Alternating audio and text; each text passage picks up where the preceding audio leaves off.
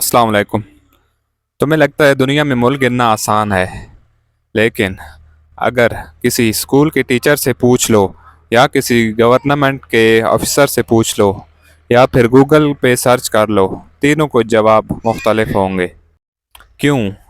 क्योंकि दुनिया का मैप सिर्फ लाइंस का गेम नहीं है। ये पावर, पॉलिटिक्स और इंटरेस्ट का गेम है।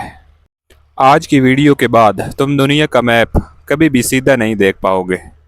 अस्सलाम वालेकुम दोस्तों, आज हम कोई फ़न फैक्ट नहीं, कोई छोटा सवाल नहीं, बेसिक सवाल का जवाब ढूंढने जा रहे हैं कि दुनिया में टोटल कितने मुल्क हैं। ये सवाल एग्जाम्स में आता है, इंटरव्यूज़ में पूछा जाता है और जनरल नॉलेज का हिस्सा है, लेकिन मसला ये है कि इसका कोई एक फ़ाइनल आंसर नहीं है। आज मैं तुम्हें स्टेप बाय स्टेप बताऊंगा ऑफिशियल काउंट क्या है, फिर कन्फ्यूजन कहाँ से स्टार्ट होती है और आखिर में सच क्या है। Part 1, world view, official world view. सबसे पहले बात करते हैं ऑफिशियल दुनिया की, यूनाइटेड नेशंस, जो दुनिया की सबसे बड़ी इंटरनेशनल ऑर्गेनाइजेशन है। उसके मुताबिक दुनिया में 195 कंट्रीज़ हैं। उसका ब्रेक डाउन समझ लो। 193 यूएन मेंबर्स, ये वो मुल्क हैं जिनको ज़्यादातर दुनिया मानती है, जो यूएन मीटिंग्स में अपना वोट देते हैं, जैसे पाकिस्तान, इंडिया, चाइना, यूएसए। उसके बाद 2 ऑब्जर्वर स्टेट्स, वेटिकन सिटी और पैलेस्टीन। ऑब्जर्वर का मतलब बोल सकते हैं, देख सकते हैं, लेकिन वोट नहीं डाल सकते। अब ये नंबर दुनिया के लिए ऑफिशियल है, लेकिन ये सिर्फ कहानी का पहला पेज है। पार्ट 2, डिस्प्यूटेड कंट्रीज़, असल कन्फ्यूजन। अब असल कन्फ्यूजन यहाँ से स्टार्ट होती है। कुछ जगहें ऐसी हैं जो अपना फ्लैग रखती हैं, अपनी गवर्नमेंट रखती हैं, अपना सिस्टम खुद चलाती हैं, लेकिन दुनिया उन पर एग्री नहीं करती। Example number 1, Taiwan. अपनी करेंसी है, अपनी गवर्नमेंट है और अपनी आर्मी भी है, लेकिन चाइना कहता है ये हमारा हिस्सा है। इसलिए कुछ मुल्क ताइवान को कंट्री मानते हैं और कुछ नहीं मानते। इसके बाद आता है एग्जांपल नंबर 2, कोसोवो। सर्बिया से अलग होना चाहता है। यूरोप के कुछ मुल्क मानते हैं, लेकिन कुछ बिल्कुल नहीं। इस तरह के केसेस में कंट्री होना पावर का डिसीजन बन जाता है, सिर्फ रियलिटी का नहीं।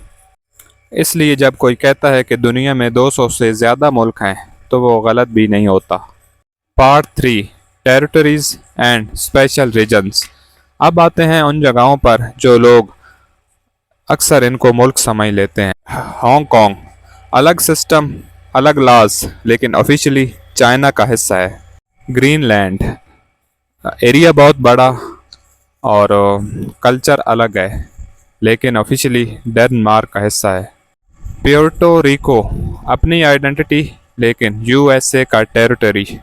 अब सवाल ये है, क्या इनको मुल्क गिनना चाहिए? और कुछ लोग गिनते हैं और कुछ लोग बिल्कुल नहीं।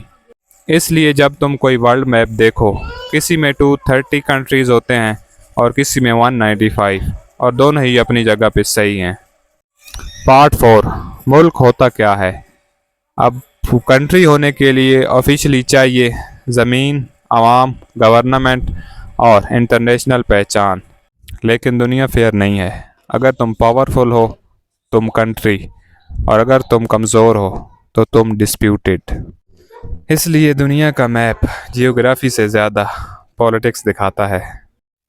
तो अगर कोई तुमसे पूछे दुनिया में कितने मुल्क हैं, तो सीधा सीधा मत बताना, कहना ऑफिशियली 195 और रियलिटी में ज़्यादा। पॉलिटिक्स के हिसाब से बदलते रहते हैं। अब कमेंट्स में बताओ तुम किस मुल्क को कंट्री समझते हो जो ऑफिशियली नहीं माना जाता। अगर वीडियो अच्छी लगे तो सब्सक्राइब करो, लाइक करो, कमेंट करो। मिलते हैं नेक्स्ट इन्फॉर्मेटिव वीडियो में। अल्लाह हाफिज़।